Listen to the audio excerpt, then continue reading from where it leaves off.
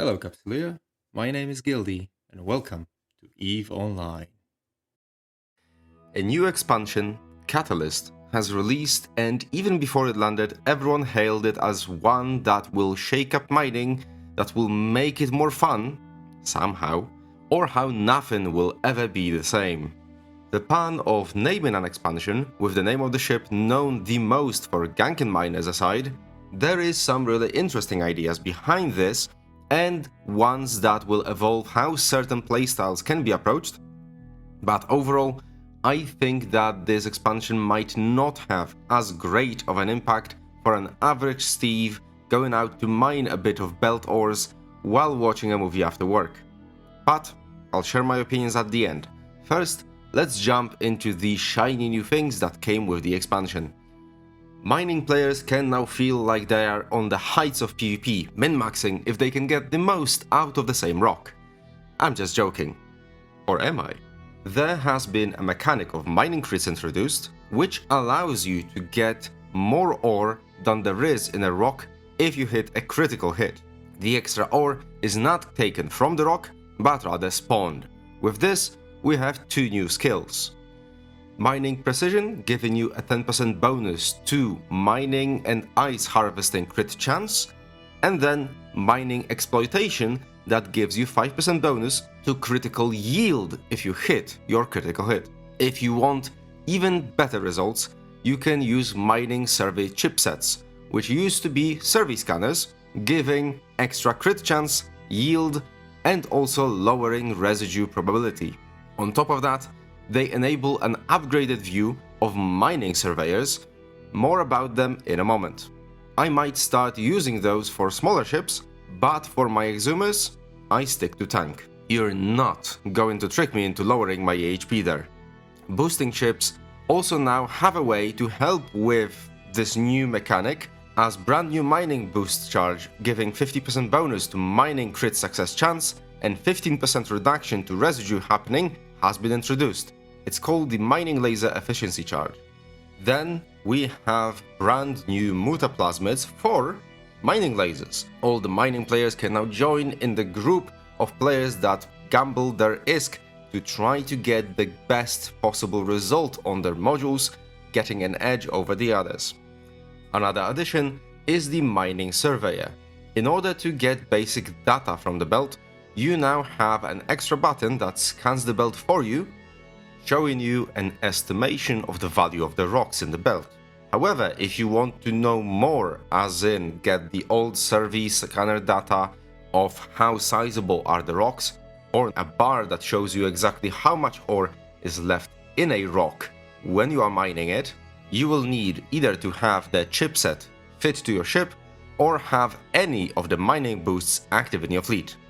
All those bonuses and new stuff pairs nicely with the main course for a lot of mining new bros, the Pioneer, new mining destroyer that is available for alpha players, obtainable for industrialists wanting to make it through buying a BPO from Ore Corporation, which is possible only in Cloud Ring markets.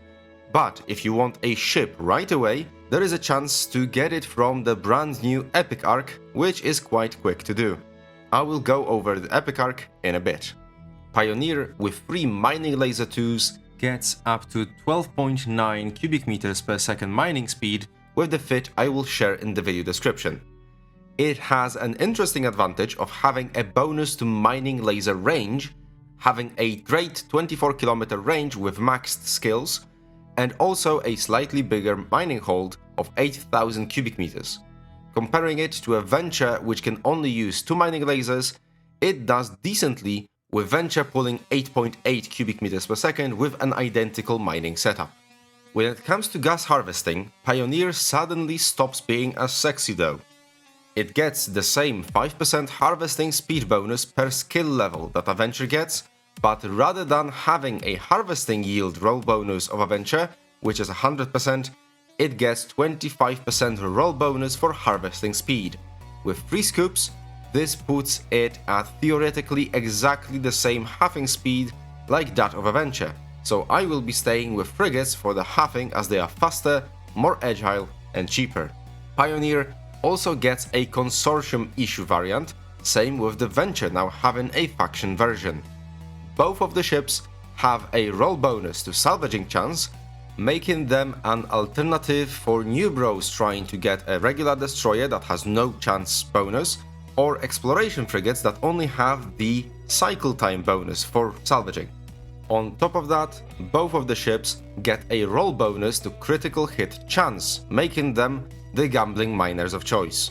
They do have shield booster amount buff, 10% per their respective ship skill, making them maybe an interesting battle or ships. We'll have to see how it pans out.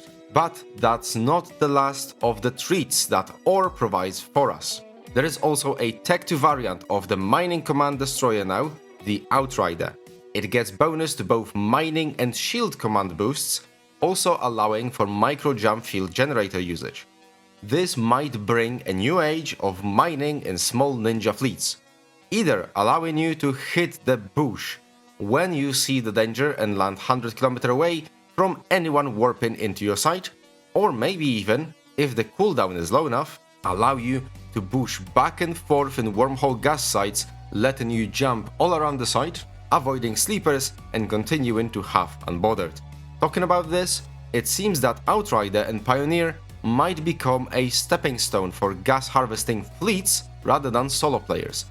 Having boosts on grid, 4 light drone capacity on Pioneers and 5 light drone capacity on the Outrider, they might become a composition that will allow players to drop into at least the lower end wormhole gas sites and clear rats without having to warp off to reship. Then, as promised, a quick summary of the brand new, first in so many years epic arc.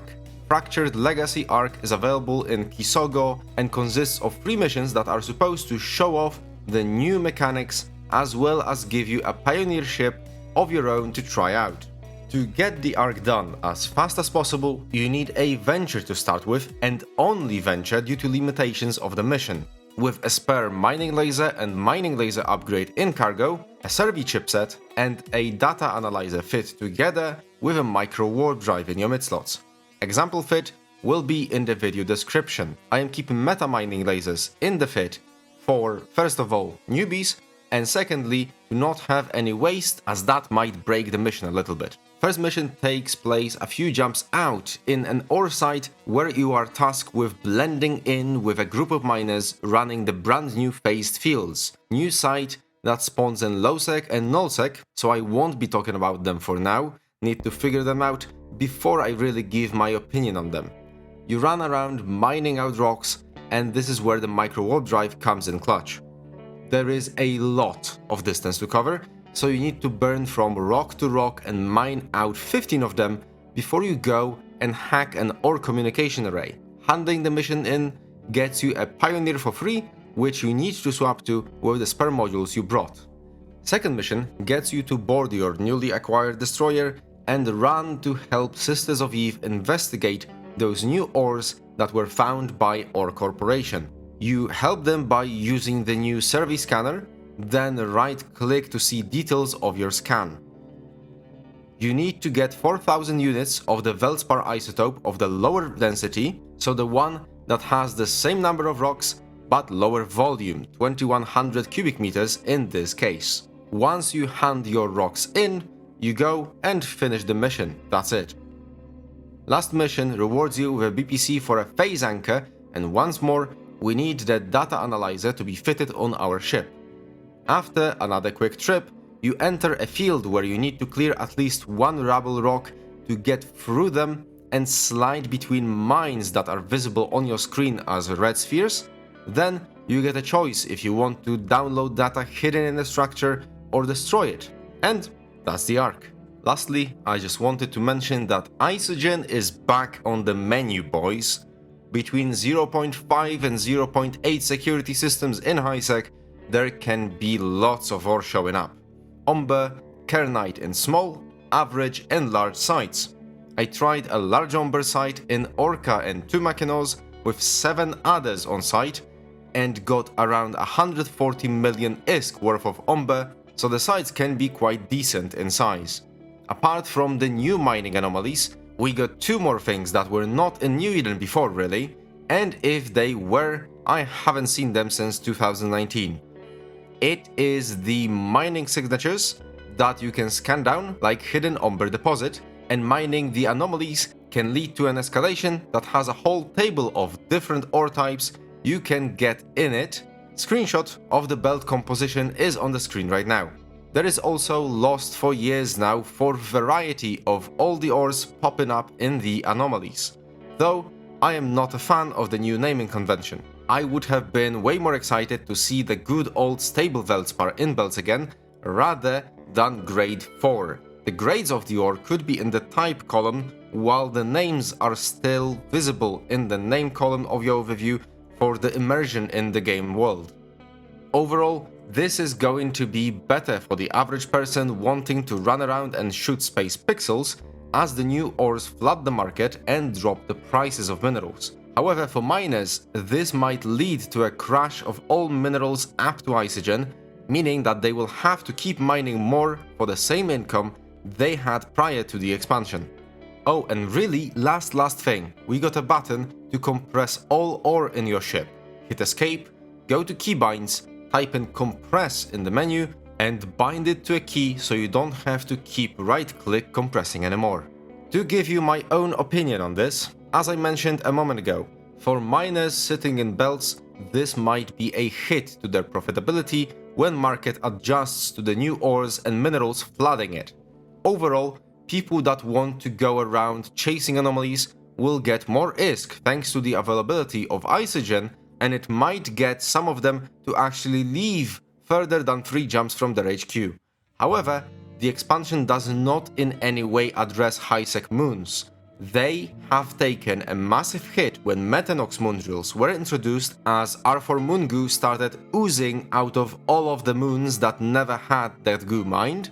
Now there is a potential in this expansion to lower prices of Mexalon and Pyrite, so we might start seeing high-sec moons becoming even less profitable, if not start to become decommissioned in favor of running anomalies all around the space.